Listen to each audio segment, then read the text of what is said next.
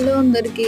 ఇక్కడ మా బాబు వచ్చేసి పిజ్జా కావాలి మమ్మీ అని చెప్తే వాళ్ళ డాడీ సరే నేను చేస్తా అని చెప్పి ఇక్కడ నాకు అన్నీ కట్ చేయడానికి హెల్ప్ చేస్తున్నారండి. మా హస్బెండ్ వచ్చేసి ఇక్కడ మొత్తం కూడా అన్ని చాప్ చేసి ఇచ్చాడు నీట్గా.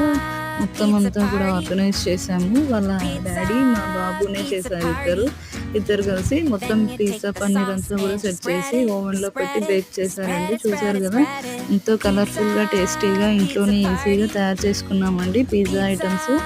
పిజ్జా మొత్తం కూడా మేమే చేసుకున్నామండి ఇంట్లో. ఇవన్నీ కూడా ఐటమ్స్ తెచ్చుకొని మనం ఇంట్లోనే నీట్గా చేసుకొని తినడమే హెల్త్ చాలా మంచిది కదా. బయట తినేదానికంటే కూడా బయట ఫుడ్ తినకూడదు, అంత హెల్త్కి మంచిది కాదని చెప్పి మేము ఇంట్లోనే ఇలా తయారు చేసుకొని తిన్నామండి.